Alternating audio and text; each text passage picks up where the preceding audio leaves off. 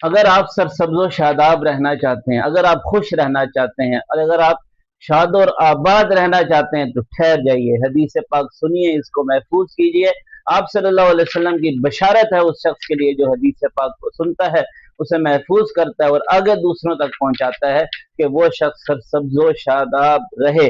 سنیے، حضرت ابو ہریرہ رضی اللہ تعالی عنہ روایت کرتے ہیں کہ میں نے اللہ کے رسول صلی اللہ علیہ وسلم سے سنا کہ وہ فرما رہے تھے، قال اللہ عز وجل، کہ اللہ تعالیٰ نے یہ ارشاد فرمایا، حدیث قدسی اس کو کہا جاتا ہے، امام مسلم صحیح مسلم میں یہ حدیث روایت کرتے ہیں، یسب ابن آدم الدہرہ، کہ ابن آدم زمانے کو برا بھلا کہتا ہے، زمانہ خراب ہے، وقت برا چل رہا ہے، وَأَنَا الدَّهْرُ، اللہ تعالیٰ فرما رہے ہیں زمانہ میں ہوں، دہر میں ہوں، وقت میں ہوں، بیدی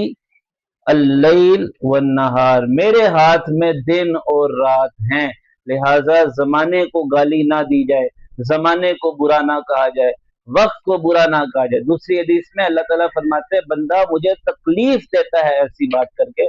لہٰذا ایسی باتوں سے پرہیز کرنا چاہیے۔ اللہ تعالیٰ سے دعا ہے کہ وہ ہمیں صحیح دین کو سیکھ کر اس پر عمل کرنے کی توفیق عطا فرمائے، آمین یا رب العالمین۔